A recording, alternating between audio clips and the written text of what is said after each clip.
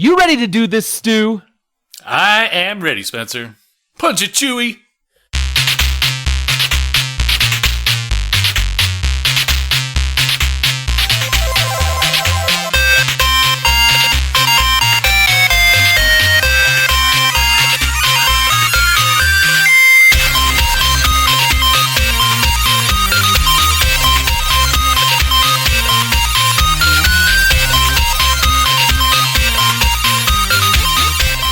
Welcome, super friends, to the Fortress of Nerditude podcast, a safe place to talk about all things in nerd and pop culture. I'm Spencer Stapleton, and my co-pilot is Stu Jones. We're two nerds that just refuse to grow up. Thank you for joining us. This is episode number 79, the year I was born. We release every Thursday morning. You can find us on our website, fortofnerd.com. We have links to iTunes, Google Music, Spotify, YouTube, Stitcher, and everywhere podcasts are available. Stop by, relax a while. If you like what you're hearing, hit that subscribe button and get us automatically each and every week in your ear holes. Woo! 79, great to be alive. Stu, how are you? Episode 79. Well, what the heck? You're just like, you're on something. I have got some energy, man. I guess so. I am doing good. It's been an interesting week, but I'm alive and well. So what's interesting? What has happened this week? What's new in Stewland? Well, I had Stewville? Stewville. Stewville. I like that.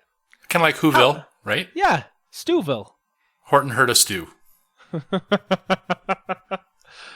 is going on in Stewville? I just I had a bunch of plans over the weekend that all got canceled across the board. Wow. So that was neat. Inclement weather? No.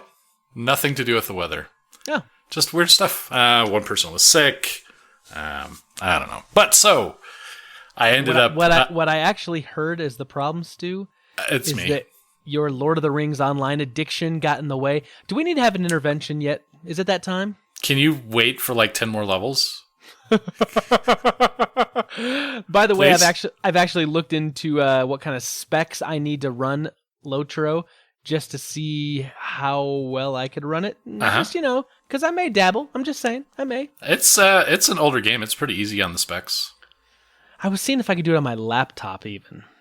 Because then I could, maybe do it occasionally, on lunch break or whatever. Yeah, well, I'm actually going to be going to Portland here in a couple weeks and staying the weekend, so the whole laptop test is definitely relevant to my interests. Ah.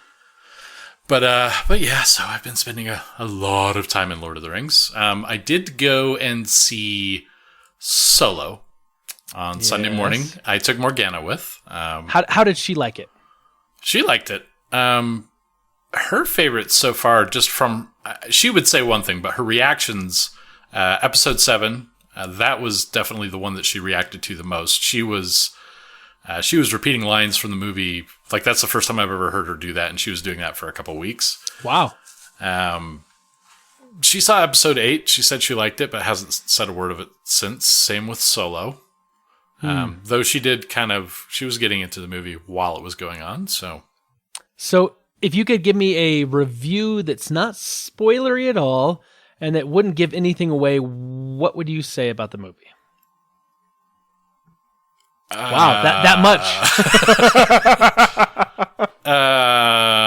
Yeah, wow, what could I say? I will I say that Lando lived up to the expectation there. Okay, so Donald Glover killed him. Donald Glover Yep, he was good. I mean, really, I liked all the characters except Solo, and I expected that. Yeah. Though he wasn't as bad as I thought it would be. And actually there were a couple nuances that actually he nailed pretty well. But overall it was I'm glad I saw it. But I still think it was unnecessary. Okay.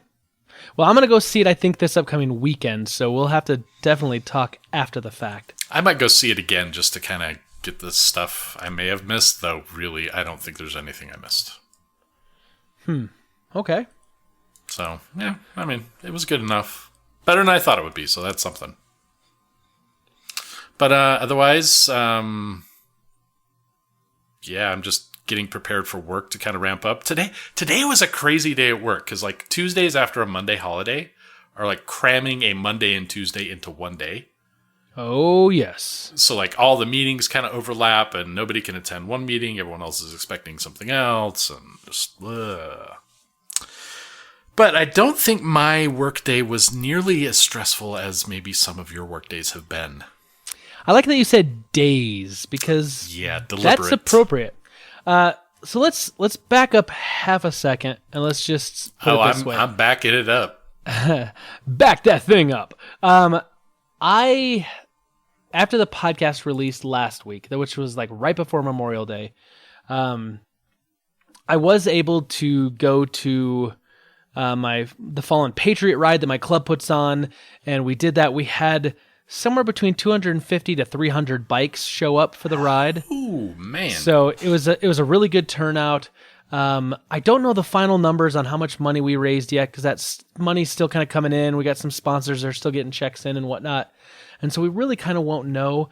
But preliminarily, it looks like we'll probably beat the donation we made to Warriors for Freedom last year. It was a great event. We had...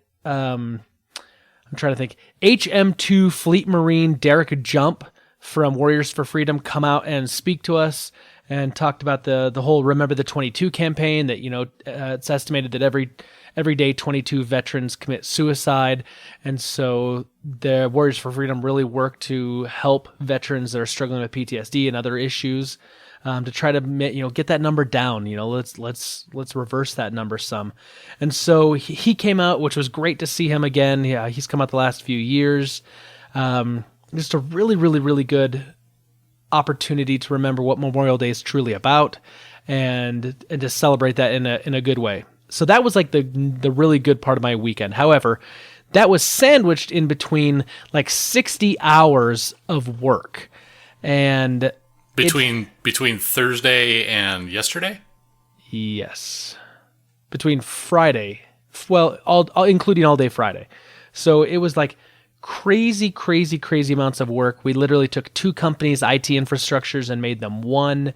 And we had to go around and touch every computer to do this migration process and get servers. And it was like a lot of work. And so...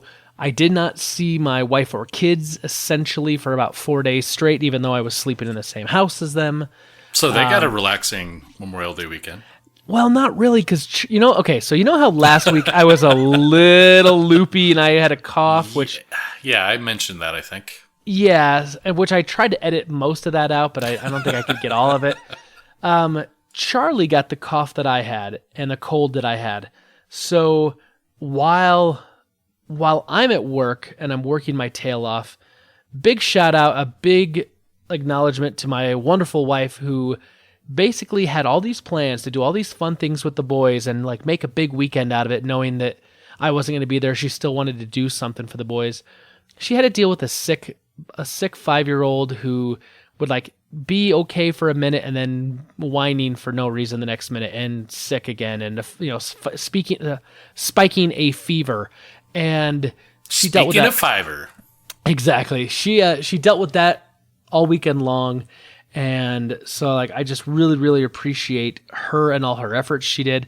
And then the other shout out that I want to give is actually to you, Stu. I want to say a big thank you because I literally messaged you and said, hey, normally we we kind of split this up. I take half, you take half. We kind of, have our responsibilities. And I just said, listen, I'm not going to be able to do jack diddly, and I need you to pick up all the pieces. I'm going to show up on Tuesday night when we record this week. I'm going to look pretty. I'm going to try to sound good, and you're going to have to help carry the whole thing this week. And so I want to say thank you because like that does mean a lot that I know that I could rely on you to do all the prep and be ready and get the question of the week out on the media. So thank you very much for doing that. Yeah, all I just heard there is that if this episode goes to crap, I'm the one to blame. No, baby. I just said I wasn't very prepared. Come on now. You ain't got to be like that, girl. Dang. Be cool. Be cool. Wow. You're on fire, man. Dude, I got some sleep. That's really what it is. Like I went like day after day after day with like literally maybe 3 to 4 hours of sleep, maybe, and then back at it. And so I'm so mentally burnt out today, but No, it's a partnership, man. I will be expecting a 5% raise on top of the 0 I earn now. So nice. You get 5% more of 0. Done and done. Okay, we'll shake on it. So I'm trying to think. Anything else that happened? Not really. I've got some bad news. If you want to follow up, I've yet to look at Star Trek Discovery. You son of a gun. Sorry. Now I actually have that on my follow-up notes. I will say, in my defense, I didn't have time to do anything personally, but I did get my hands on a copy of Star Trek Discovery, so I have the ability now to see it. I just have yet to have seen it. And also, I think this week, once my schedule frees up, because the next few days are still going to be really busy at work, but my evenings should be a little better. I think I'm finally going to pull the trigger and spend a little time and get my Plex server finally finished off, so I can run stuff through my Plex server. I'm really trying to get us away from this Apple ecosystem just for dang movies on the Apple TVs. Yeah, I've never been a fan of the Apple Media share system as it is. So, did you even get Battlestar Galactica? Watch any of that? I talked about it a few times this last week, but no, because I do remember that the first episode was actually like a little mini series. It was like an hour and a half. It's literally like a movie, and it feels like a movie because it's so well done. And there was one night I came home, I think it was maybe Sunday night, and it was maybe like around 11:30 at night when I got home, and for half a second I was like, you know what? Maybe I'll turn this on right now. Maybe I'll turn it on and I'll start BSG again. And then about 2 seconds later, I'm like, what am I crazy? I'm not going to stay up for an hour and a half. I was literally asleep 3 minutes later. So, did you even get to watch the Portlandia skit? No. Wow, you're worthless. I know. It has been a very, very rough weekend. And on top of that, our good friends from PSVG, Donnie, from the PSVG Play Some Video Games podcast, he shot me a link and says, hey, I was down at MomoCon in Atlanta, and I had a chance to interview Troy Baker and Nolan North. Huge names in voiceover work. I mean, Troy Baker is Joel from The Last of Us, and he's also Sam Drake from Uncharted 4. Nolan North, obviously, is Nathan Drake, and, he's played Deadpool and a bunch of others. Anyway, they did like a 40-minute interview, and he says, hey, watch this. I'm super excited. I'm really proud of this. And I finally got a chance to watch it as I was on the treadmill tonight when I came home from work. And so I felt bad because he sent that to me over the weekend. I was like, yeah, I'm going to watch this. No, not a problem. Yeah, it took me like 4 days to get back around to it. Sorry, guys. I just want to apologize all around and say... That's the problem. The treadmill. If you weren't wasting your time on a treadmill, you'd have much more time, for things that matter. I know. If I wasn't trying to be healthy and live longer, gosh, I could go out in a blaze of glory. Wrong podcast for that, man. But here's the cool thing.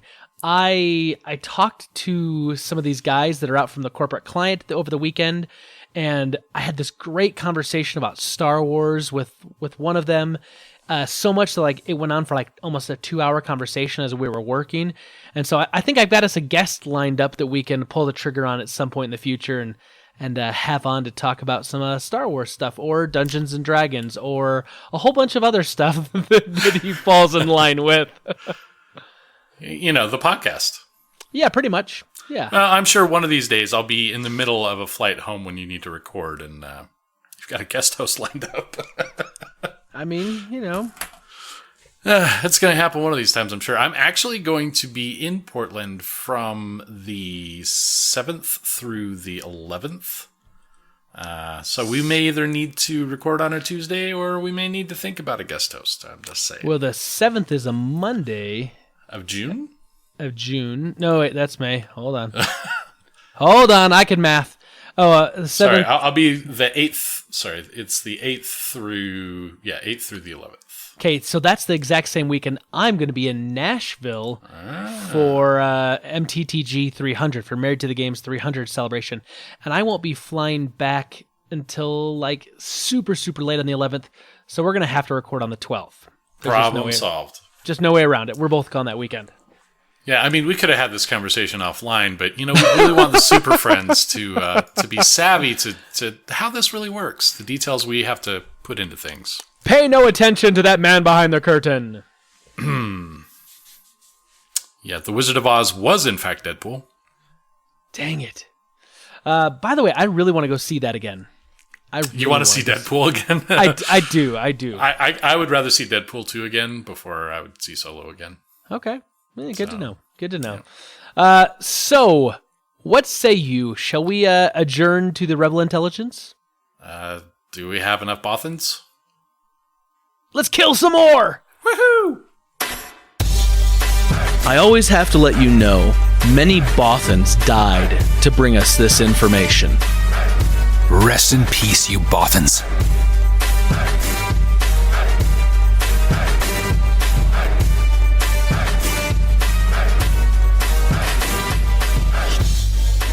All right, Stu, we're into Rebel Intelligence. What do you have for me this week? Where to begin? So, I guess, really, if we want to talk about major events of this week, I would be remiss not to talk about the thousands and thousands of emails that I got about this GDPR new Europe, Privacy Act and data stuff. Basically, I had like thousands of spam telling me they weren't going to spam me anymore. Yeah, tell me about this, because my phone started going nuts this weekend, and I had no clue what it was. And I was like, yeah, whatever. I'll look at you later. So there's this, I'm not going to go into it too much, but this GDPR is basically this new European law that kind of mandates how... It sounds really Czechoslovakian, by the way. Yeah. Well, no, it's... GDPR. I mean, they are part of Europe, so maybe. But basically, it's this deal that says that if you're going to collect data in Europe or whatever countries this applies to in Europe, that you are required to go through some extraneous diligence in how you inform people that they must opt in on receiving marketing mail. And that you have to disclose who has access to their data, all kinds of things like that. So all these little, small companies, say you're this little game shop that sends out games a couple times a week, that kind of stuff. If you provide marketing email, hey, you're affected by this if you do any kind of business in Europe. Most American companies are adhering to it, even if they don't, because they don't want to be unprepared for that. But you've got Google and Facebook. If there are any two companies that are really just not going to care because they can throw money at fixing it, it's going to be them. And so day one violations, they're being sued. $8.8 billion. It's this Austrian privacy activist who's he's been a critic for a long time of data collection practices, has been responsible for moving some major legislation and following up on companies not complying with it. So yeah, Google and Facebook, two biggest companies you could think of, and they're kind of like, we're not gonna, we don't really care. So we're not gonna take it. No, we ain't gonna take it. I mean, I did get some spam and stuff from Google and Facebook, but apparently it's not to spec, and so more spam to come. Wow. Thanks, Europe. That's why we can't have any nice things. Seriously. Didn't we secede for a reason? Speaking of not having nice things.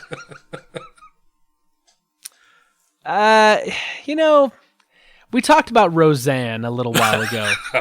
We did. We talked about apparently there was this big outpouring of love and everyone wanted Roseanne to come back, and they rebooted it and they brought back dead characters and they brought back the one replacement sister and, that replaced the other one when the one actress quit or whatever. I don't know, whatever, right?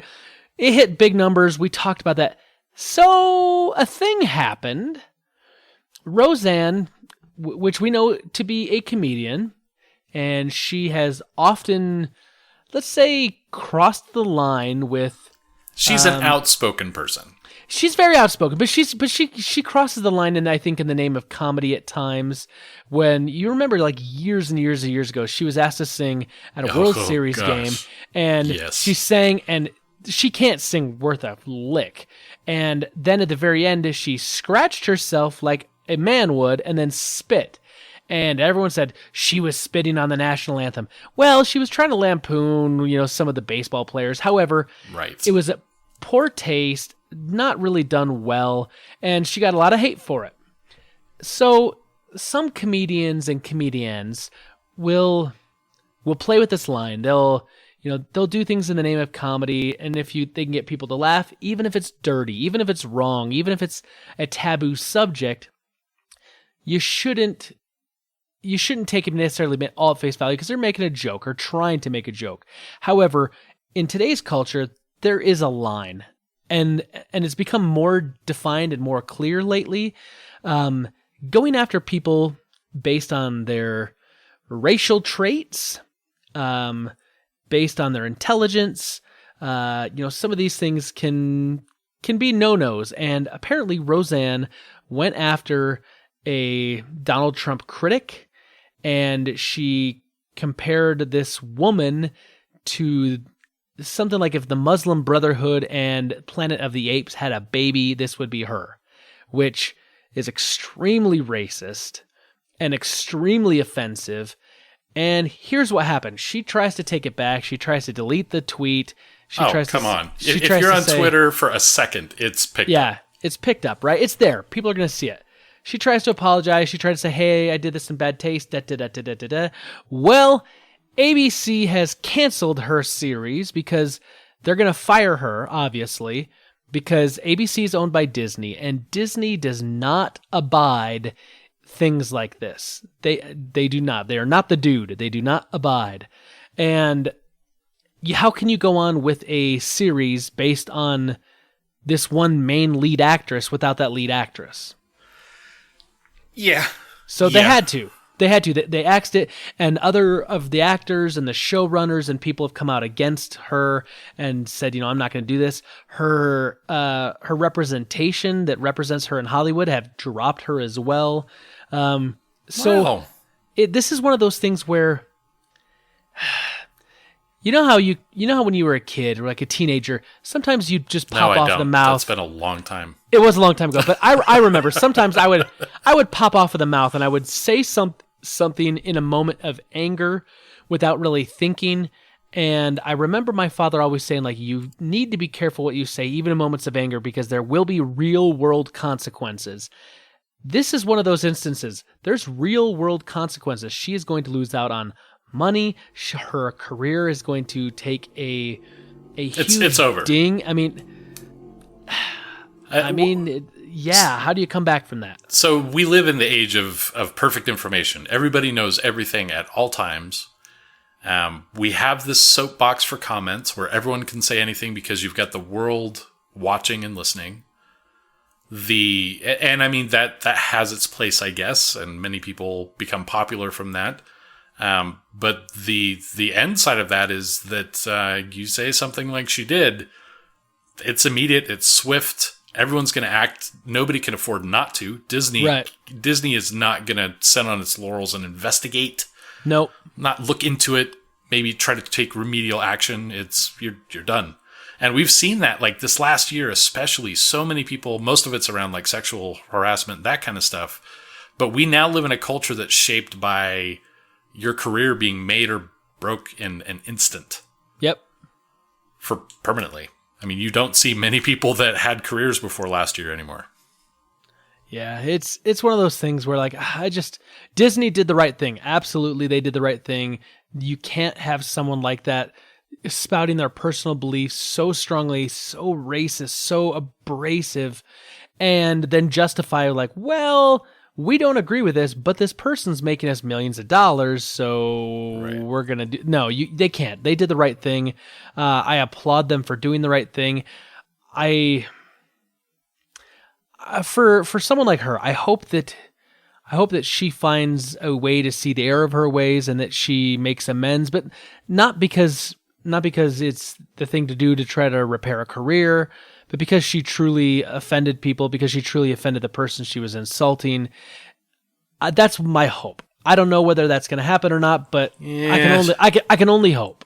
She's especially she's a very, very, very, very avid and outspoken Trump supporter.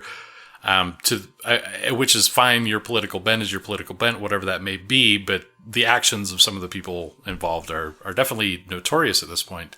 She's had no problem attacking people, putting a lot of other people down. So this is just kind of the ultimate expression of that feeling that she's had, I guess. And I'm not really surprised that happened.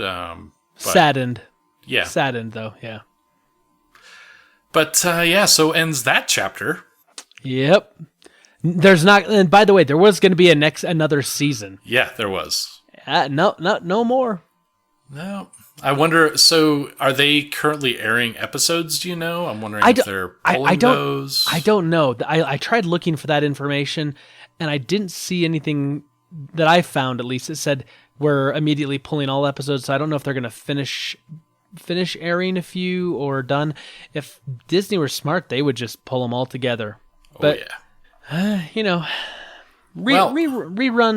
America's Funniest Home Videos or something. I mean, oh gosh, America, this is you. Dun dun dun dun dun. That's not quite how that goes, but I cannot correct that and leave us outside of the mature audience podcast category. So speaking of blatant censorship, not really so much. Dun, dun, dun. So today, actually, so I'm actually kind of glad that we were supposed to record it yesterday. Your weekend's kind of been crazy. Yep. And I wanted to respect that, but mostly get more Lord of the Rings time in, as well as some alcohol. So, but there have been a couple things that came out since yesterday. One, there's this game Agony. To be honest, I had never heard of it, which is weird. Because it's kind of up my alley. A lot of my friends are really into it, and they all just came out yesterday with all of their excitement about this game being released today. I'm like, wow, all you people, and nobody told me. Thanks, jerks. You're not really jerks. I love you so much. Keep listening. Thank you. Anyway, this game Agony. Thanks, man. You're the best. It is a ultra horror game set in hell. Pass. Well, when I say this, this is not just like fire and brimstone. I've seen some of the gameplay video. This is a very twisted, demented environment. You can't even explain it. I don't know how someone could even think of the environments for this, but frankly, it has completely revisioned what I think hell might actually look like, because this is dark, deep stuff. But this game is pretty notorious for being very over the top. I'm not even going to read all of the features. There's a lot of gore. There's a lot of beep, a lot of beep, a lot of beep, some eye gouging, heart plucking, beep, setting fire to martyrs and demons, intense violence, strong language, and drugs. So anyway, this game is over the top. It's got everything that is going to offend everybody in it, but they had to, in order to get a PEGI rating for the Pan-European Game Information, which is kind of like the MSRB and the ESRB in the United States, they had to censor the game a bit.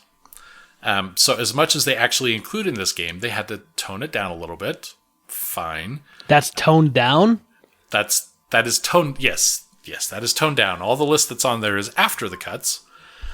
Which really only comes to a few seconds of a couple of the endings they had to take out. Yeah, I'm kind of curious, with all those things making into the game, how bad would the stuff they cut have to be? This game sounds like it's going to be a snuff film. I mean... Well, that's why we all want it, Spencer.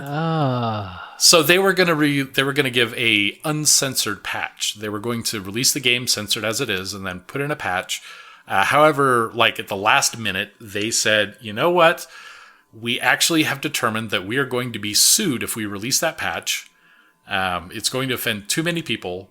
So we're going to not put in the uncensored patch. We're going to leave it patched, but we're going to provide a video of a couple minutes of the stuff that we actually cut out. So it's no longer it is the a snuff film. So it's not the game. So anyway, I found that interesting because it is censorship, but like is there really a line? Like, are people that are anti-censorship really? Is there a line somewhere that would still cross it for them that they would think that can't be produced or I'm offended? This conversation right now has got me creeped out. Can we go back to talking about Lord of the Rings with the musical groups that get together with the hobbits that just play loops and whatnot? Oh, you want to go to the pro-censorship side. Gotcha. Because that game is like... that game has one of the most amazing chat filters ever because of the Tolkien estate requirements they had for it. It is ultra sensitive. There are so many regular words that are filtered out. It's ridiculous. But anyway. So speaking of hell on earth, Amazon is going to start delivering Volvos to your house. And is that free delivery with Amazon Prime? Yes, a 2-day delivery. You may be thinking, why does Spencer say that's hell on earth? Well, if you recall, as children, we were always told not to get in cars with strangers. Now, you're going to have a car driven by a stranger pull up to your house, and you're going to get in it and drive away. And I get the Uber and Lyft and that stuff around, but I mean, that's kind of what cabs have been also. But this is, I don't know, this is weird. Like, this is cool, but this is, there's a little creep. You never know who's going to be delivering this thing, man. In the UK, Amazon is testing out this thing where you can't actually buy a Volvo online. But what you can do is you can basically, through Amazon, they're going to work with Volvo. You can basically have an Amazon employee drive up a Volvo to your door, and then you can take it for a 45-minute test drive. And at the end of 45 minutes, either the car goes back with, said Amazon who's-he what's-it person, or you can sign on the dotted line and you can keep it, and you will own the car. So what if you need to go shopping, can you have them like drop off the car, you go shopping, and then bring it back real quick? I mean, I guess. See, that's what I'm talking about. Like, this is weird. Like, what if you're like a prostitute who needs a place and you call up the thing and you're like, hey, I need this car for 45 minutes. You know what I'm saying? Like, this is a weird idea. Like, well, what if you buy the car? What happens to the guy? Does he have to get an Uber home? Do you have to give him a lift? I think he gets to star in that snuff film that's going in that game, Agony. Babies do get eaten. Listen, Amazon's doing some really cool things. This could be cool.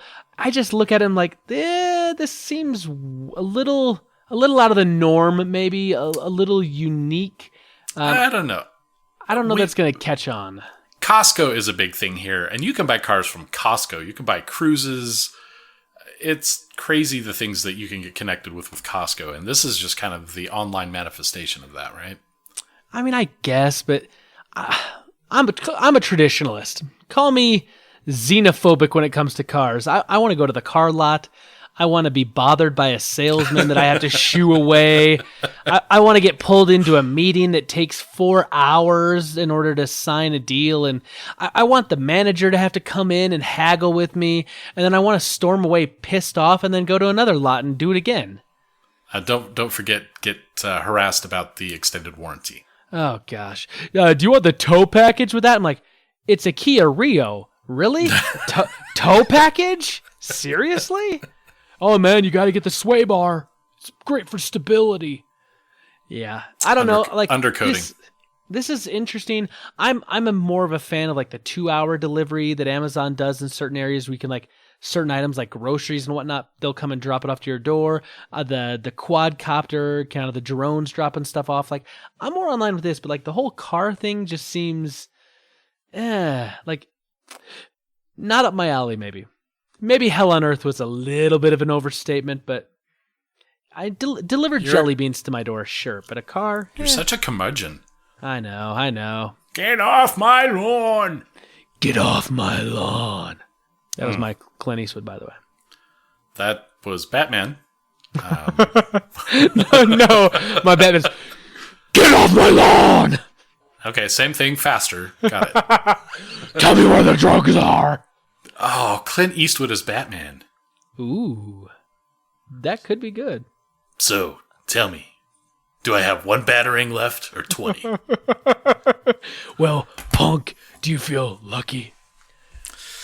No, I don't, but I want to go back to censorship. Can I go back to censorship, Spencer? Can I please go back to... You go wherever you want to go. I'm going to go back to censorship. Beep. Oh, sorry, go ahead. And thus ended Fortress of Nerd podcast. I was censoring myself.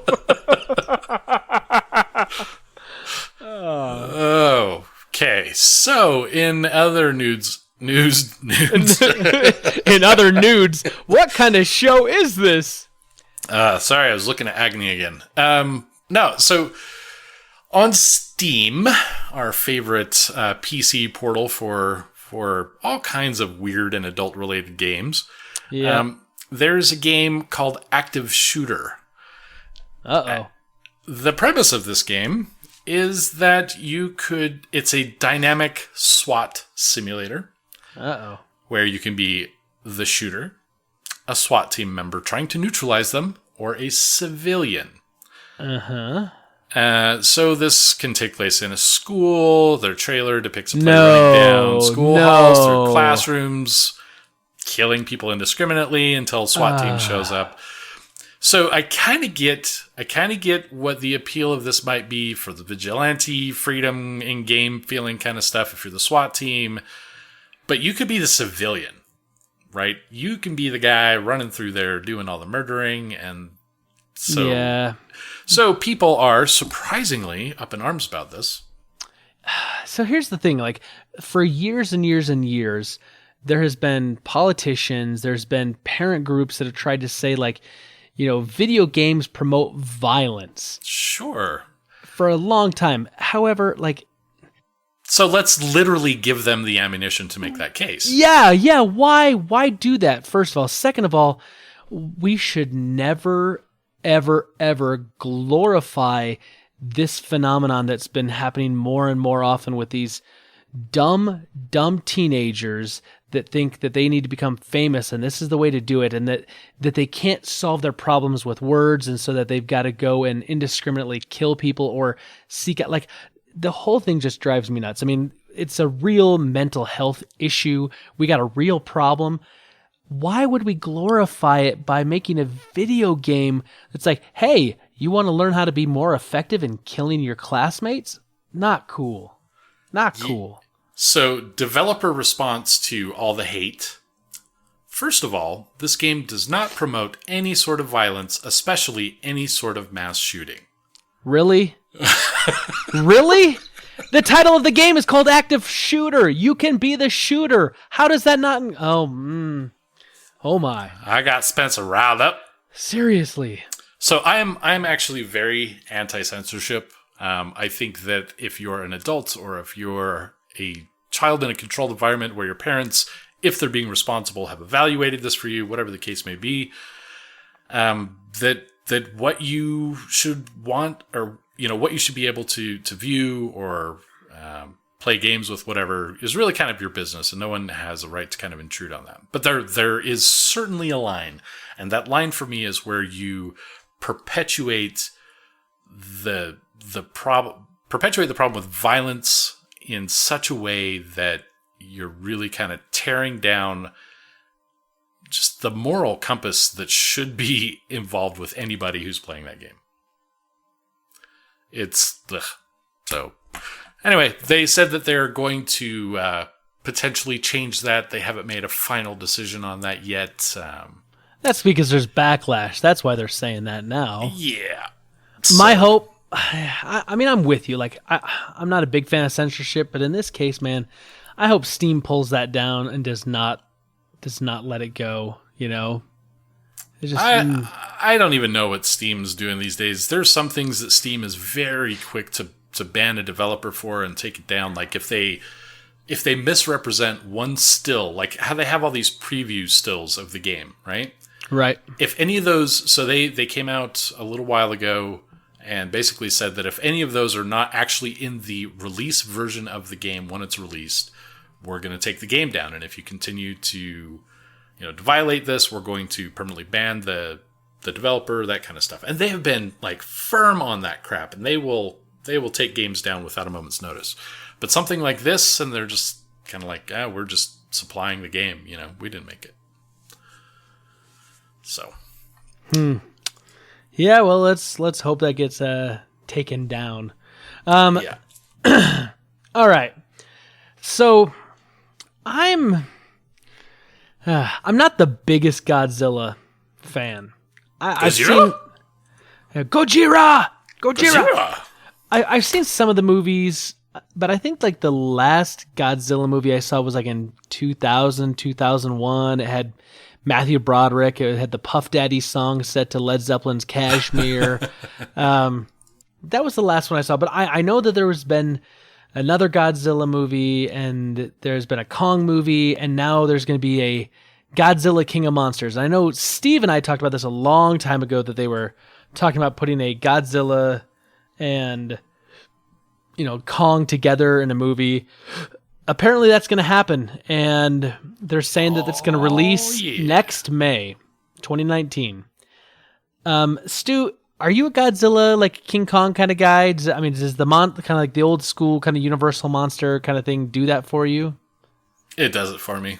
I'm not a huge follower. Like I'm not someone who's got all the toys. I don't play all the Godzilla or the Kaiju games, but I still enjoy them. Like Pacific Rim, I love the heck out of Pacific Rim. I did love Pacific Rim. I get that same feeling with Godzilla movies and stuff like that. Huh. So I'm excited for this. I did see the last one. I'm going to see King of Monsters faux show. I just need a trailer to come out so I can watch that over and over again in between watching the Queen one. So, yeah. The Queen. Oh, you're talking about Bohemian Rhapsody. Yeah. I was like, there's like something about Queen Elizabeth coming out you want to watch? No, it's Queen Kong. It's Queen Kong. Gotcha.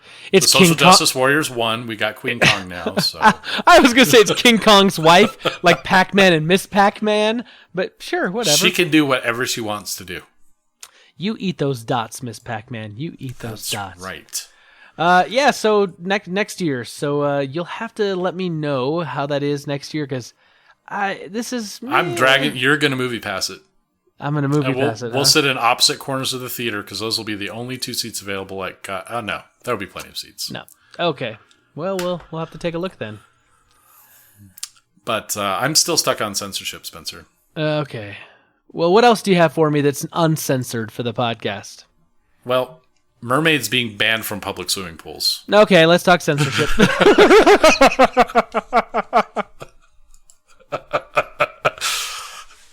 They deserve to swim everywhere regular 2-legged folk do. This is hard to even go through with a somewhat straight face. So this lady, she's not a biological mermaid. Let's get that out of the way. But she wait. No. Wait a minute. You had to actually say she's not a biological mermaid? Well, because you read the article or you hear about it. It's not that she thinks she is a real mermaid or is a real mermaid, at least physically speaking. But she does wear, like the what is it? Kind of like the plastic apparatus, if you will, prosthetic. And she swims around as if she's a mermaid. She's taken training to learn how to swim like a mermaid. Apparently, there are many people who have. Okay. And there's this open air pool at Portishead where they've kind of banned anyone having mermaid tails on or any other devices that may potentially impede somebody's ability to get out of the water. Okay. So she's fighting for the rights of mermaids to be able to swim at this swimming pool and other public swimming pools. Of course, that makes total sense. But she would appeal to you that you really shouldn't knock it until you've tried it. Hey, give mermaids a chance, Spencer. Come out to the coast, have a few laughs. Yeah. Here's the thing. End up in a dumpster in Chicago. It's not like we're standing above her in a pool with a harpoon gun. We're not putting her life in danger. Come on. How about you unzip your fin and swim with your 2 legs that you were given biologically and do this thing we call swimming. It's, oh my gosh. You know what? It's more efficient. You can swim faster. Really, I'm kind of appalled that you're so negative. Anti-mermaid. Spencer's anti-mermaid. You heard it here first. Hashtag all mermaid lives matter. This is one of these things where I'd like to be able to exercise like this regularly if it were allowed in our public swimming pools, she said. I get it. She's got a hobby and she likes it. But comparing yourself and saying you're a mermaid and that there's a mermaid community. Yeah, in a Harry Potter book maybe. But let's be honest. If they don't want that there because the pool feels that maybe there's a problem for you drowning or whatever, they're just trying to keep mermaids down. Don't sugarcoat it. Spencer. No, they're not trying to keep mermaids down. They're trying to keep them up and out of the water and not dead. All it's going to take is the first mermaid drowning to start an uproar. Yeah, it's just, oh gosh, this is one of these things where I'm like, there's people in this world that really need a reality check. This is not the end of the world. This poor lady needs help. She needs something to do. Stu, we should reach out to her and get her playing Lotro and, see if we can get her. Can she play with her fin on? No, dang it. We got to get her on land. Well, no, she can be sitting in a chair just having some kind of faux rock off to the side, dangling her fin over. And so now in my mind, I'm thinking that she's like Daryl Hannah from Splash, right? That she's gonna be like normal, but then the second someone throws a bucket of water on her, whoop, out comes the fin, and now we all know she's a mermaid. Huh? Can we follow her around throwing water at her? I mean, we could, but what if she's a witch? Then we're in trouble. How could you tell she's a witch? Throw water at her and see if she melts. But if she floats, then she's also a witch. Or a duck. Or a small piece of wood. Great gravy. I got better.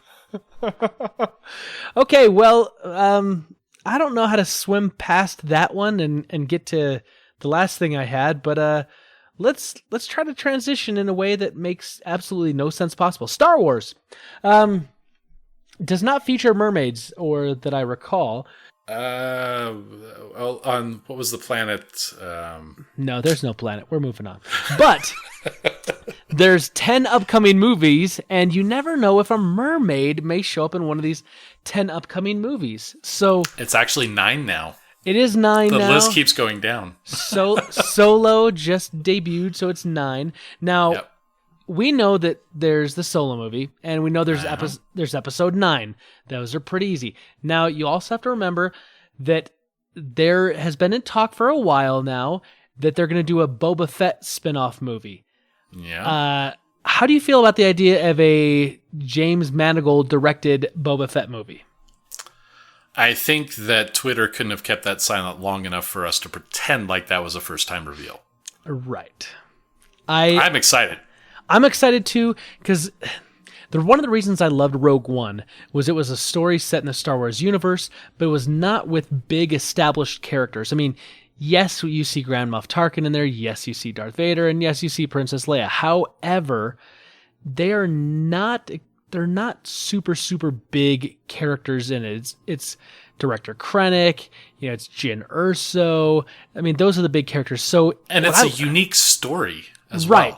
Right. So Boba Fett, I'm excited by it, but I wonder if it's going to struggle a little bit with the problem that maybe the Solo movie could have. I don't know because I haven't seen it, but you're taking an established character, which you say, okay, well, we don't know a lot about Boba Fett because in the originals, we saw him in Empire. He was one of the mercenaries that Darth Vader was, using. He captures Han Solo. We see him in Return of the Jedi for, just a brief minute or two, and then he goes into the Sarlacc pit, right? But then you got to go back to the prequels, and you realize that Boba Fett is in that, and that he's a clone, and he's the son of a clone, and da da da da da. And The brother of a clone, and the brother of a clone, and the brother of a clone. Right. So, yes, there's a lot of in-between stuff you could tell, but I like to think of my Boba Fett from Empire and Return of the Jedi and kind of blank out the prequel part of it, because I don't Maybe it's about him digesting in the Sarlacc pit. Yeah, I don't think we're going to see that part of it. I think it's going to be all pre-Sarlacc pit. No, I don't know. Okay, so they're going to make it the longest Star Wars ever. It's going to be a 3-hour, 40-minute digestion in the Sarlacc pit. You heard it here first. Tasty. Remember the things that we make happen on this podcast. That's right. We're putting mermaids out of business. That's what we're doing on this podcast today. So we know that. Mermaid. I'm just saying. I'm anti-mermaid. I'm taking the other side. I've got to. Okay, now this is what I'm kind of interested in, but once again, now I kind of worry about this whole idea too. Obi-Wan Kenobi is potentially going to have a spin-off film. The last time we saw Obi-Wan Kenobi in the prequels, he's dropping off Luke on Tatooine. Then we know that 18 years later, he's training up Luke in the ways of the Force and, letting himself be sacrificed to Darth Vader. So here's, and only 'cause I don't want to talk too much about this right now anyway. Right. But the difference for me between Boba Fett and Obi-Wan is I like Boba Fett as a character, so that by itself is kind of exciting for me. But I really feel like it's probably going to be more like around the Solo route, where it's going to be related to a story that they've told before in some way, or something that's really kind of inconsequential. Obi-Wan, I think, is actually going to be closer to Rogue One, because I think they have the potential to lead it into what was already important in Star Wars. Like, Rogue One fed into the mythos that already existed. It told you how, they got from point -A to A, the start of A New Hope. It was important to the movie. It became important to what was going on. Solo was really about some events that you had already heard about, but it didn't bring any importance to it. It wasn't epic in that way, and it didn't provide really much of a tie-in. And so I think Obi-Wan has the potential of doing that. Like, either it leads off where we saw him end at episode 3, or it's the events leading to him getting to Tatooine. I think it has a potential to lead into something really great. Maybe that's a high expectation, but... Yeah, I don't know.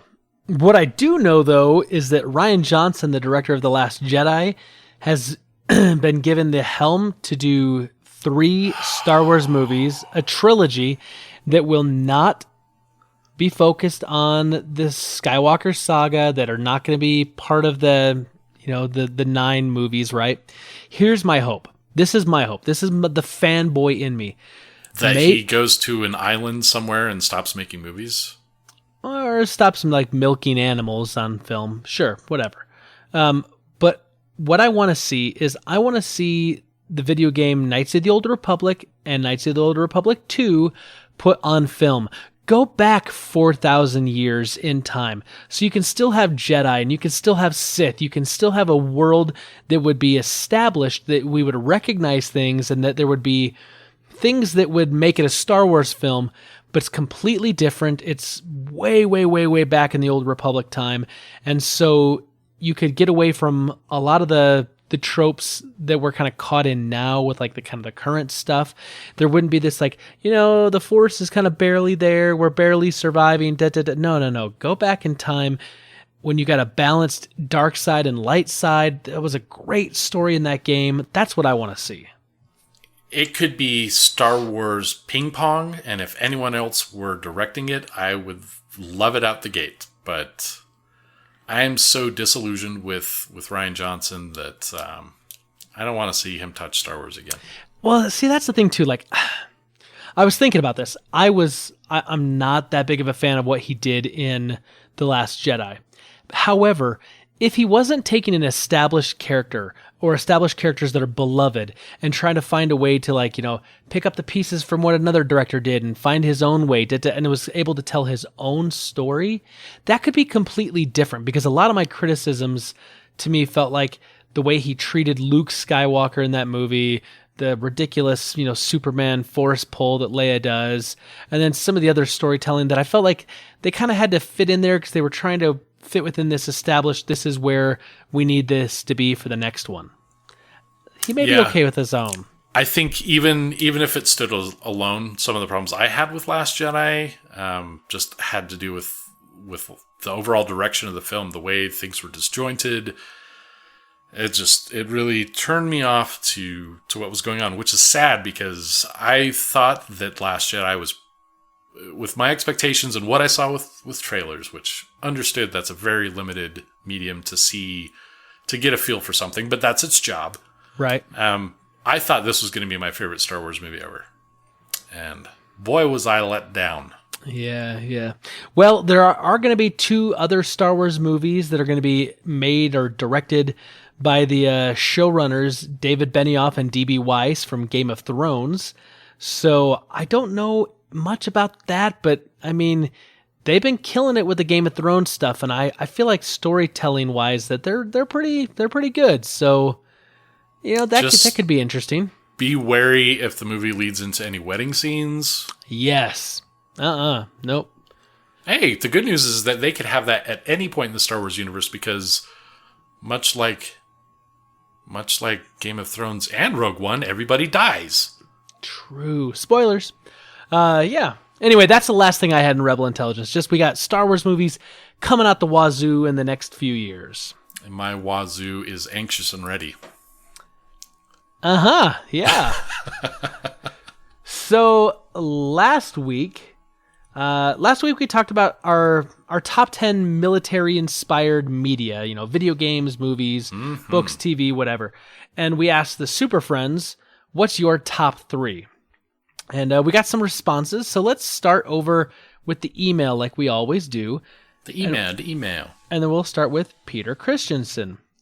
And Peter Christensen says, Dear Nerds, regarding Agents of S.H.I.E.L.D. starting slow, I also trailed off after a couple episodes. Glad to hear it picks up. Parks and Rec is the mechanical start slow show. I typically recommend people start with Season 2, Episode 5, Sister City. Before that, the show's mood was different and the characters hadn't really found their personalities. He says, X-Men, I never cared for Storm, but I liked young Storm in X-Men Apocalypse and would be interested in a movie about her. He says, Stu, I believe the girl in the red dress comes from The Matrix. He says, my military-inspired recommendations overlap yours a lot, so I'll mention some you didn't. If you like Band of Brothers, you should also see the HBO series The Pacific. The story isn't as cohesive, it follows 3 people, and it's not clear for a while how much they will have to do with each other. The characters based on books and memoirs were involved in gruesome and representative battles, but the tiny islands of the Pacific Theater are way less familiar than, France and Germany. So if Band of Brothers is A+, Pacific is an A-.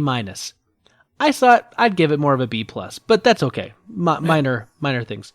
He says, also I'll nominate Wonder Woman and Captain America the First Avenger as cool superhero portrayals of World War I and World War II respectively. It's brief and fantastic, but it may be the first exposure to those wars that a lot of modern kids have.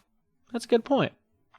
He says, lastly, the movie Johnny Got His Gun is more well known for the music video from Metallica's song One.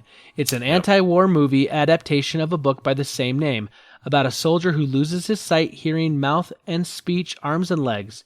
The movie alternates between his pitiful state in the hospital and his memories/dreams/hallucinations while he's passing the time waiting to die. The full movie's on YouTube. It's rough. It is. The Metallica video actually opened my eyes to it, and I did watch it after that. Yep. Yeah. He says, honorable mentions for Dunkirk and Pacific Rim. I really want to see Dunkirk. That does look good. Pacific Rim was it almost made it on my list. It was up there like maybe 13, 14. He says, for Memorial Day, let me share my complicated relationship with the military.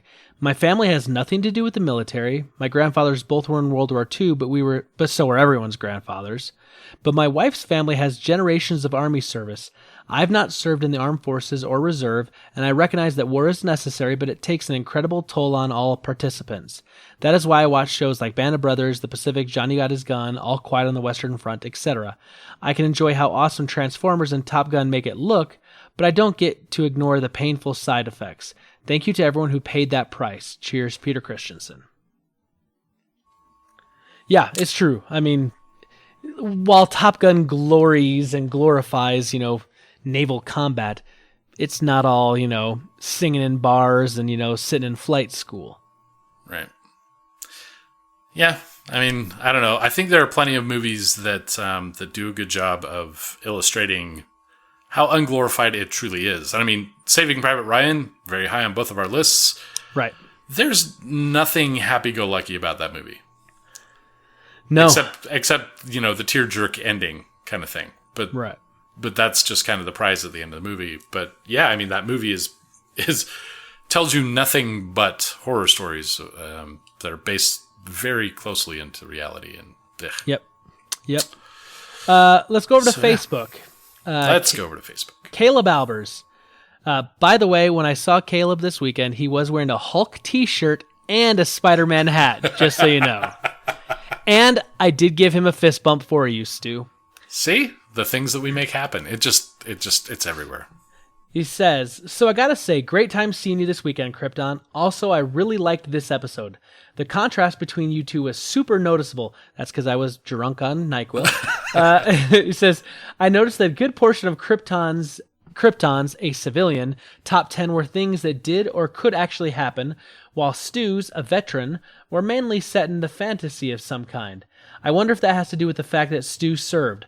I know for me, being in the Air Force, I am someone and somewhat surrounded by people that could possibly be in those movie situations one day. And for me, that hits a little too close to home. I like military movies, but I'm always a little hesitant on watching them. Also, going back to guilty pleasure movies, you guys reminded me of one. I actually really liked The Punisher. I was 10 or 11 when I first saw it, and remembered the scene where the pierced up guy was being interrogated by the bad guys, and they were pulling out his piercings, and the scene just was him screaming. And I just remember feeling super sick to my stomach watching that. It's hard for me to watch. Watching it not too long ago, I know it's not a great movie, but the impact of that scene had on me still sticks to this day. Every time I watch it, I have a huge sense of nostalgia come over me, and I feel like I'm watching it for the very first time every time.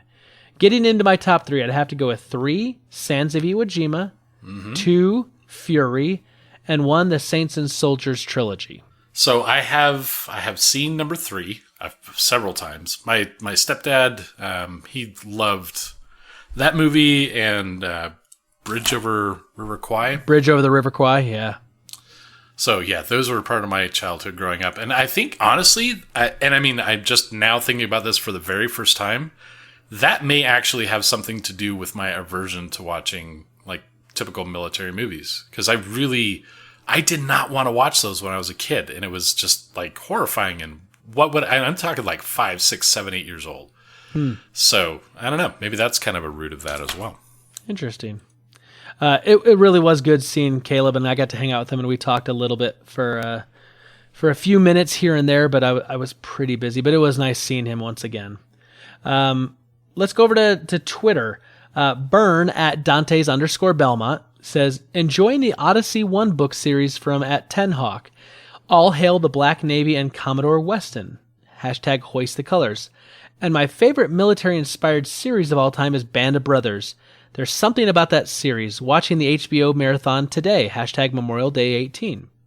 He also says, in the video game military-inspired, I know this is a stretch, Contra 3, The Alien Wars. My brother and I spent countless nights until we finally beat the game. At the end, we could go a couple of levels without dying. I would say, honestly, though, I'm with you on that. I think Contra is more directly military related than, say, Terminator.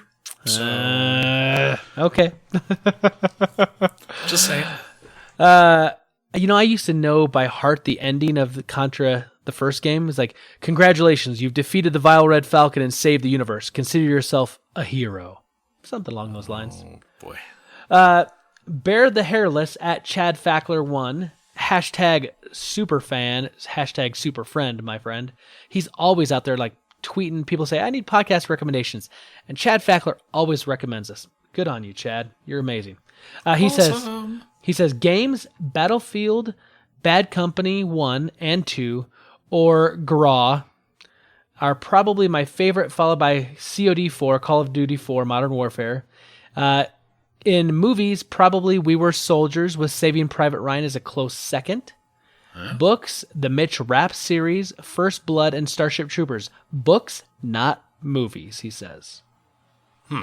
Because I don't remember First Blood being a book. I'm sure it is. I just never read it. But I do know that Starship Troopers was a book before a movie. Yes. No, I need to read that again, actually. It's been a long time. Yeah, Mike BC, at Mike BC 1985, he says, game, Call of Duty World at War, still the best zombie mode for me. Movie, Men of Honor, and TV, Hogan's Heroes. He says, making me stick to Hogan's Heroes. 3 was messed up, by the way. Yeah, well, we couldn't go into 10 for everybody. Men of Honor, that was with Cuba Gooding Jr. and Robert De Niro, right? Where he was a black Navy diver. Oh, right. That was a good movie. I did like that movie. Yep. Hogan's Heroes, though, that was also something I grew up with. But fortunately, I actually liked that, so I didn't mind watching that so much. That was a good show. But it had its little elements of darkness. It was a comedy, more or less. But there was still some moral stuff to that. Kind of not really like MASH, but kind of along the same vein where there's still the ethical side and the moral side, and these people are just not home. And Right. Well, Super Friends, thank you so much for answering our question of the week. We appreciate it every week. Obviously, every week we're going to put out a question. You can get us to all the normal places. Oh, wait, but there's more. I don't know why all of a sudden it's an infomercial. Stu, I got a surprise for you, my man. what about voicemail? That's right. We have a voicemail this week. We have a voicemail. So let's listen to that voicemail. What do you say? I want to listen to the voicemail. What's up, Spencer? What's up, Stu? And all of the nerditude. This is Paul coming at you live from work. Wanted to give my answer for top 3 military-ish inspired media.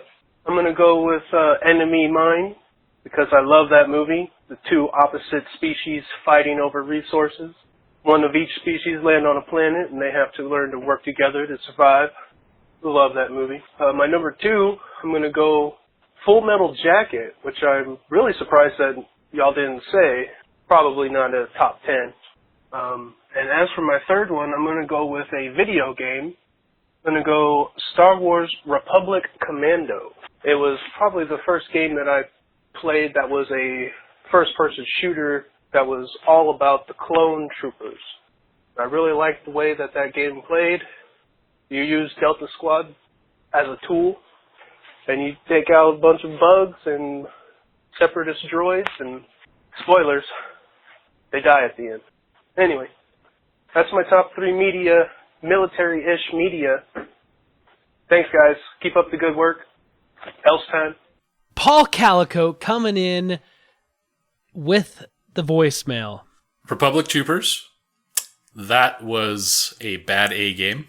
The Republic Commando, right? Or Commando. Yeah, that was awesome. That was actually one of the few first-person shooters that I actually liked because Star Wars. So this is a great opportunity. Paul brings it in with the voicemail.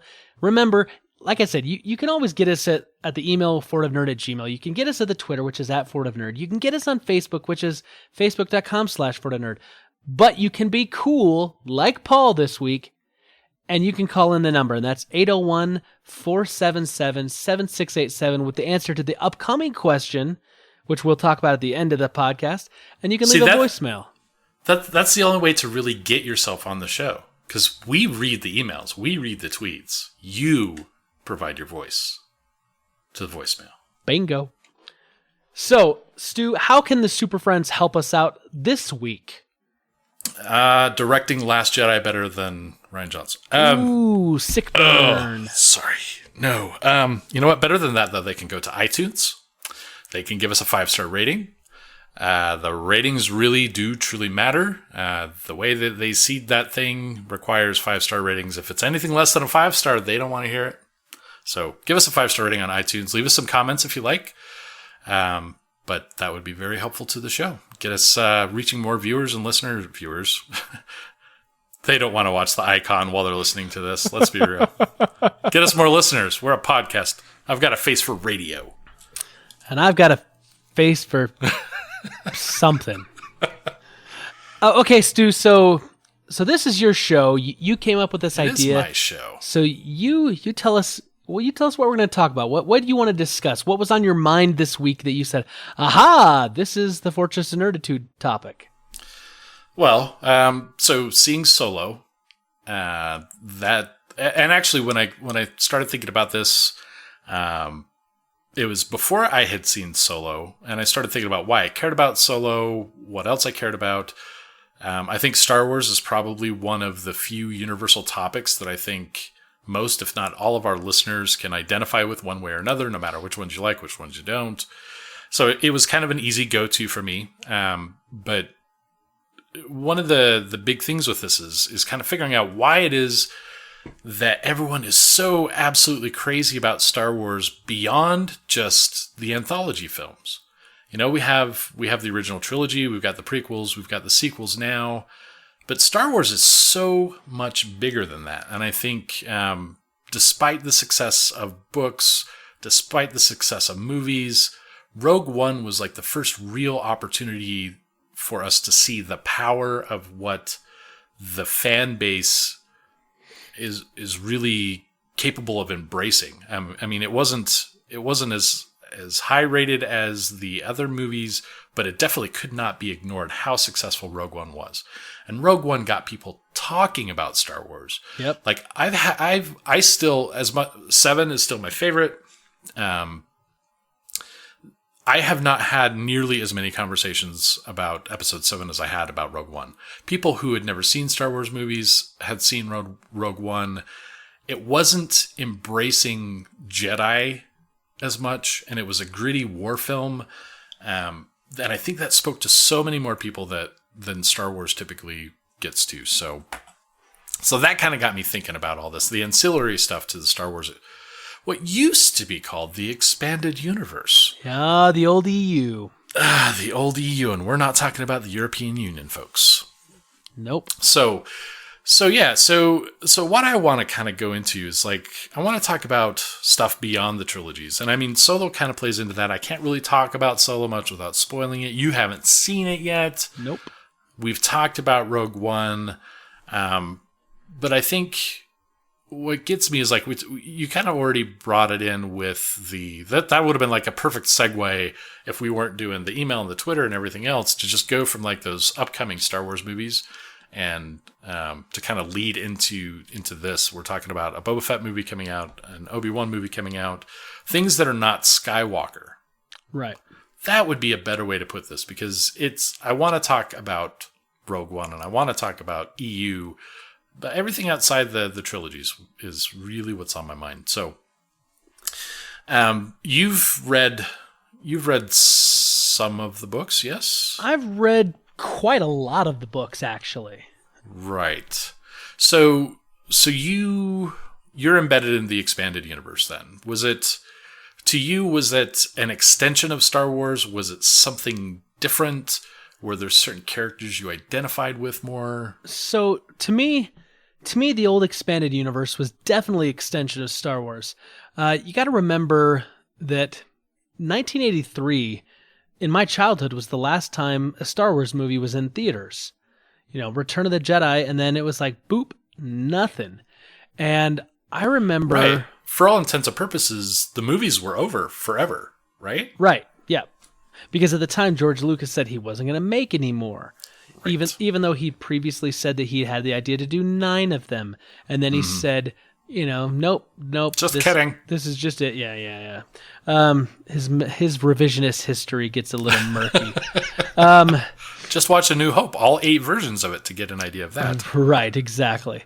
So I remember the year was 1991, and I remember going down to the Sycamore Public Library. I was living in Sycamore, Illinois at the time. And I remember I was there with my mom, and I think with my brother, and I'm sure my sisters had been there too, but we were looking through the library, and I found this book, and it was called Heir to the Empire, and on the front of it, there was a picture of Luke Skywalker, and I went, wait a minute, what is this? And I was 12 at the time. 12. and which is a long time ago. But I remember looking at this book and I went, "This is a Star Wars book," and it was the hardback, and of course, like the library kind of like wrapped it in clear plastic as well. And I remember checking it out and devouring the book because it takes place 5 years after Return of the Jedi, and it had Han and Chewie and Leia and C-3PO and R2 and Luke, but it introduced new characters as well. It was a completely different story, and so 1991's Heir to the Empire, 1992's Dark Force Rising, 1993's The Last Command, what's known as the Thrawn trilogy, to me became like a hidden grail of Star Wars goodness, because it was essentially like a trilogy that you could imagine could be the next 3 movies. And I mean, even from an architectural standpoint of how it was written as if it were the trilogy with 3 acts per book, right? With, the 3 movies, the same kind of arc to the characters. Yes. Frankly, I mean, I think those are the books a lot of people express disappointment in not being made into movies. Yes. I loved the character of Mara Jade. I loved Talon Card. I loved Grand Admiral Thrawn. I mean, Thrawn. I am a Thrawn fanboy. Loved it. The Nagrai, the assassins, the Empire's assassins that were in there. Like, they introduced all these really kind of cool things. The story had this. It had this feeling like it was just part of this bigger world, this bigger universe that we only got a taste of in the movies. And to this day, those 3 books are my favorite Star Wars stories outside of the original trilogy. They still hold that spot for me. And I've read them a number of times. Most recently, maybe like 3-4 years ago, I reread them. I think you just said something crucial there. The best, your favorite stories. And for me, the stories, the Thrawn trilogy is my absolute favorite story. Yeah. The movies bring a visual element to Star Wars that cannot be denied. The action is there. There are things you just capture in film that you can't capture in a book. No matter how hard you try, there's a different sense to it, not better or worse. But I still love the Star Wars movies better because of those things. But as far as the stories go, there is nothing in my mind that's ever even compared to the Thrawn trilogy. Well, here's the cool thing, right? And this is what I loved about the author Timothy Zahn, who he actually came to Salt Lake a few years ago, and I missed an opportunity to get him to sign my copies. I was so heartbroken. But what I loved is that in the movies... Here's the secret. The books wouldn't have changed. Well, with the autographs. It still would have been the same story, man. No, that's true, but I wanted my book signed, though. But here's the thing. You remember in A New Hope, Obi-Wan Kenobi is talking about meeting Luke's father. Says he was like, the greatest star pilot in the galaxy. This was, before, this is before the fall, before the dark time. That this was during the Clone Wars, and he says, he says, "You fought with my father during the Clone Wars." That one little line about the Clone Wars, right? That's all we get. That's the only mention of clones we ever get in the original trilogy, and it's almost like a little throwaway thing. In the book, we have a clone. We talk about cloning technology. Timothy Zahn gives us like this rich backstory about how the Emperor was trying to clone individuals and what was going on, right? And this is pre years before the sequel or the prequels come out, and we get this like kind of horrible, dumb story explanation of clones that I'm still not happy with. And I love that because the author took something that was small and found a way to expand it and make it exciting and make it interesting. And I think that epitomized what the expanded universe had as a potential, right? You could take these little nuggets, little breadcrumbs, and you could make something out of them and flesh that out and make a real interesting story about things that, just weren't even a thing in the movies or barely briefly mentioned. And I loved that. Well, what's funny is with the, connexing out the expanded universe, Timothy Zahn introduced the Chiss. Yep. Right? So expanded universe gets connexed, and so you would think that Chiss no longer exist in the official canonized universe of Star Wars. However, the Chiss have been so popular, Grand Admiral Thrawn specifically being so popular, right, that the Chiss have made it into enough games that the Chiss are actually considered canon. Well, and Grand Admiral Thrawn was brought into Star Wars Rebels, so Right. he's canon too. So, like, that's Stu, you got me already here. So, this is one of those things where I hated the choice by Disney to say everything that was in the expanded universe. And let's be honest, some of these things they coordinated with Lucas, they coordinated with Lucasfilm, they coordinated with game companies to make these stories so that they fit all this stuff. Yeah, there were like specific dates that Lucas had blocked out for all the books can occur from exactly this time to this time and nowhere else. Yes, exactly, because he had an idea of other stories he wanted to tell, right? Disney decides to axe that and call them all legends, and basically they can cherry pick, which in an okay, somewhat ideal world, if they cherry picked some of the better parts and can bring that in, that's okay. But how do you not put in Mara Jade? How do you not use that character? Because she's a freaking tastic character, a great female lead, a really nuanced character that you could do so much with. And instead we get whiny Luke who considers murdering his nephew in his sleep in episode 8.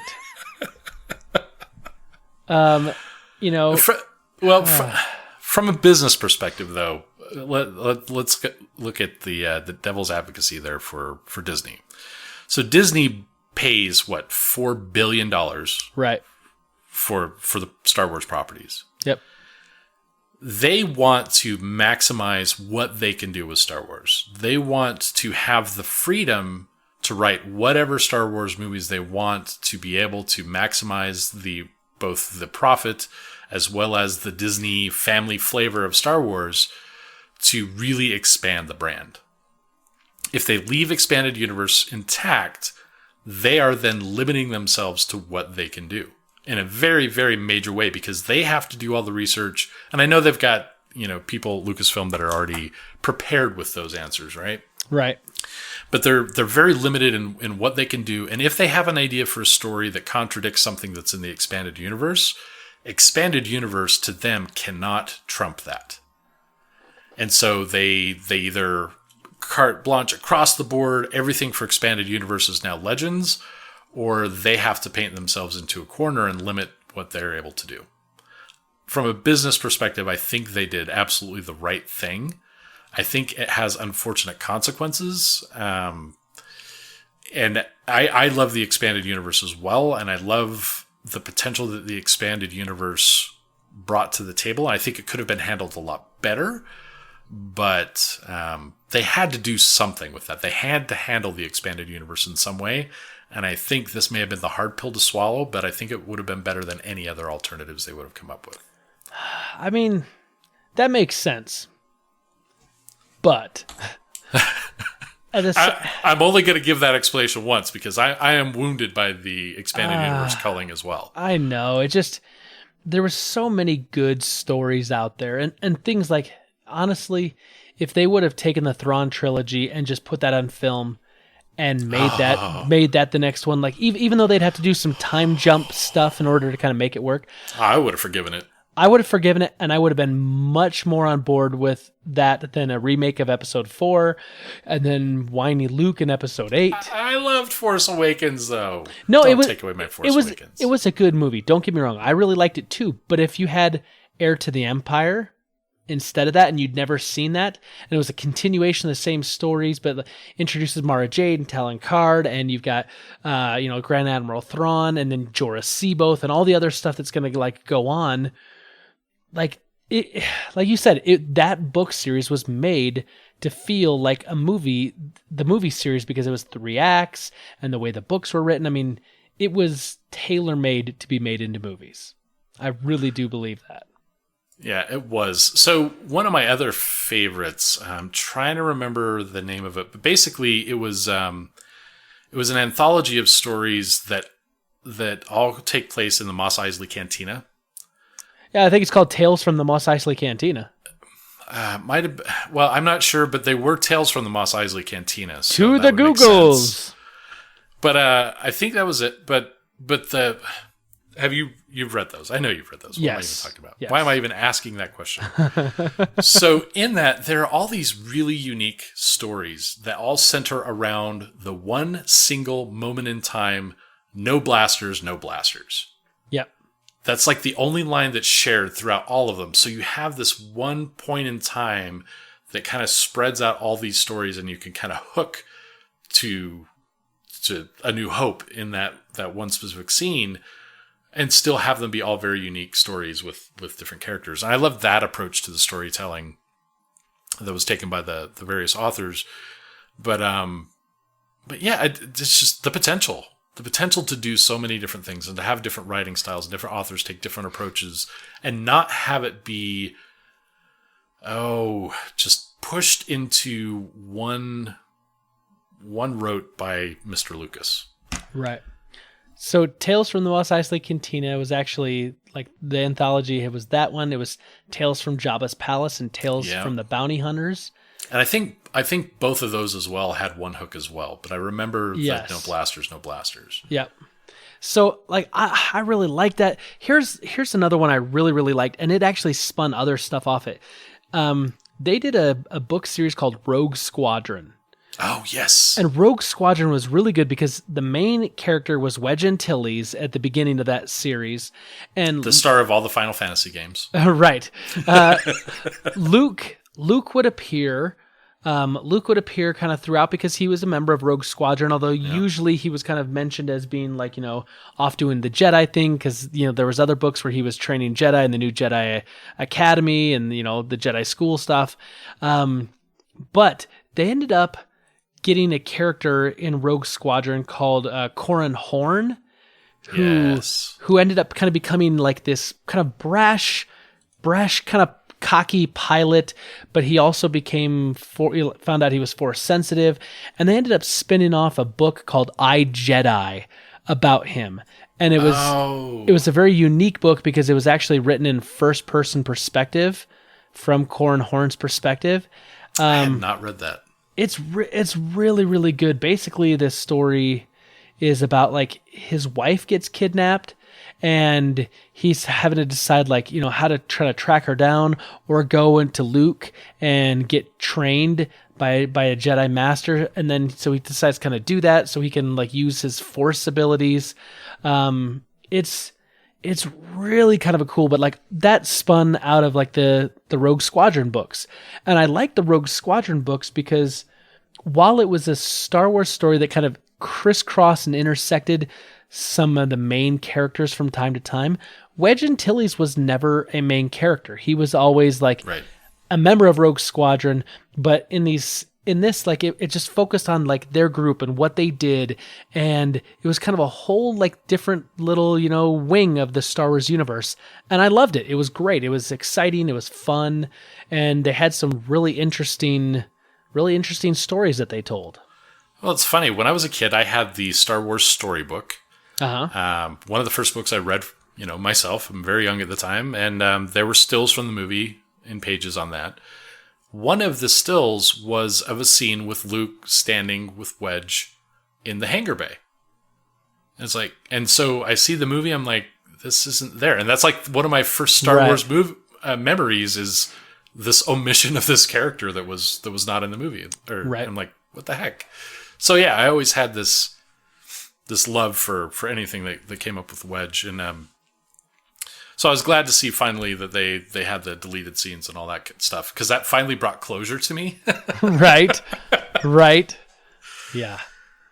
But yeah, so the exploration. So let's see what we've talked about so far that really kind of strikes home for me is the potential for new major important characters. Mara Jade and Grand Admiral Thrawn definitely stand out. The ability to see more detail into the surroundings of existing canon with the Mos Eisley Cantina stuff. What was it we just talked about? The Rogue Squadron, Corran Horn, I, Jedi,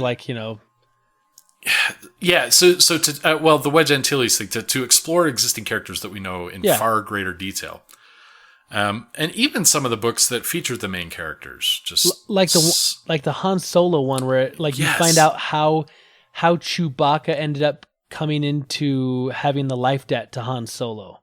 Like, I loved that story. I loved that in the books. And I don't know if it's in the Solo movie, and I know we can't talk about it yet because I haven't seen it yet. Oh, I need to talk about that. It's so bad. And the problem is that I love the book so much that if they jack around with it, I'm going to be pissed. Stay tuned next week, Super Friends. Oh, man. So if you're in a good mood next week, they kept that story intact. And if not, they didn't. So your appearance on the show next week is a spoiler. Dang you with your logical reasoning. Oh, so yeah. No, so the funny thing is that Han Solo, out of all the main characters, Han Solo is my least favorite. I've made no misrepresentation of that fact. He's never been a character I identified with. He was like the least special of everybody there. His piloting skills, woo! He ran the Kessel Run in 12 parsecs, woo! But the Han Solo story... He does look good in a vest, though. So... I'm telling you, oh man, the scene on the bridge in Force Awakens was on another level for me. But the book that you're talking about with Han Solo, that was with the freeing Chewbacca, and that was such a good story. That was like the one time that I really, really got into Han Solo. And you wouldn't have had that without Expanded Universe. So it's important, and I think it's important to a lot of different people for a lot of different reasons. But I think it's what allowed people. So everyone's been fanatic about Star Wars from its very beginning. Yeah. Even before, like Return of the Jedi, when it came out, was very different than any other movie openings that you could have ever seen. And the people actually in costume waiting in line for hours and hours and hours. Sorry, no Fandango then. It was incredible. But the Expanded Universe, exactly as your first point pointed out, it was what allowed people to continue living Star Wars after Return of the Jedi. Before we had the Phantom Menace, that was it. And so when it was unlocked, if you will, achievement unlocked, the books started coming out. They came out with a vengeance. Yeah. And not just the books, but comics and games started exploring Expanded Universe territory. Even though technically speaking, it's canon, I guess. Knights of the Old Republic wouldn't have been possible without Expanded Universe. Right. It just unlocked that idea of what would we do with Star Wars if it were ours, for developers, authors, directors, writers of all different types. And now it's dead. Yeah. It's dead, Spencer. But there is always the chance that Disney can cherry pick stuff and bring things back. Well, and they already are. Right. Grand Admiral Thrawn is the absolute perfect example of that. Right, exactly. So I guess our question of the week, I'd like to make it a two-part question. Not just a question, a two-part question for the week. I want to know, what is your favorite Star Wars story? It can be from a movie, it can be from a book, it can be from a video game, it can be from an audio recording. I don't care. Oh man, the Star Wars radio dramas. Let's see. Yep. I want to know, what's your favorite Star Wars story? And then the second question is, what story should be a movie that isn't already a movie? So you can't pick something that's already a movie, but what story should be a movie? Stu, what do you think? If you pick the Thrawn trilogy, you're being lazy, because we've already talked about it a lot, and you can't have the same ideas we do. But yeah, Thrawn trilogy for me. Thrawn trilogy is your favorite one. It's not even, there's no comparison. Yeah, me too. Okay, but what's something that should be made a movie that isn't a movie that you would love to see? The Thrawn trilogy. So, I agree, but they can't do that now. I would, man, so this is tough, because really what I would want to see is the Han Solo book become the movie. That sort of tells there are different details. Gotcha. So for me, I want to see Knights of the Old Republic. That was an amazing video game on the Xbox back in the day. KOTOR, as we call it in the community. I would love to see KOTOR. I would love to see Knights of the Old Republic made into a movie. I think it would be perfect. I think they could actually even pull so I liked Clone Wars, the cartoon stuff, right? Yeah. I think they could do something with that a little more adult themed with Knights of the Old Republic. I think that may even be a better medium. But yeah, I would love to see. Oh man, live action. Now I'm starting to think about how would some of these scenes play out. If it were all live action for Knights of the Old Republic, that would be pretty bad. Or how about like a live action Rogue Squadron TV series, kind of in the style of like Band of Brothers? I thought they were doing something like that at one point. Like I know they were developing some Star Wars television properties that were supposed to be live action when Lucasfilm got bought out. Yeah, there was the one called, I think it was called. They're going to do it on Bounty Hunters. I know. And then they also had the game 1313 that was supposed to be kind of like the seedy underbelly. But anyway, I don't want to keep talking because we could talk for a long time and we're going to take away all of the possible answers if we talk long enough. So Super Friends, this is your mission this week. Should you choose to accept it or not, which we know you love Star Wars and you will. What is your favorite Star Wars story? Whether it's from a book, movie, video game, radio drama, I don't care. What's your favorite story? And what story should be made into a movie? And let us know. I want to change my answer for the movie. Okay. Darth Plagueis. Oh, gosh. That's a good one. That's a really good one. Dang. All right. So, Super Friends, answer the question. Facebook, Twitter, email, voicemail. Hit us up. Let us know. We'll get the question of the week out to you. Stu, once again, my friend, this has been a lot of fun tonight, and I'm glad we got to do it. For sure. I'm glad this didn't go down in flames. All things were riding on me. Yay. But no, this is fun. Thanks for providing me the opportunity to kind of help out with the show and kind of take some creative control to this. Very fulfilling and glad to have done it. There's one last little thing that we need to tidy up, though, Spencer. Oh, what is that? The Fallen Patriot ride. Oh, we had put it to our super friends. We did. To put up some donation money, and I would match up to the first $100 of that.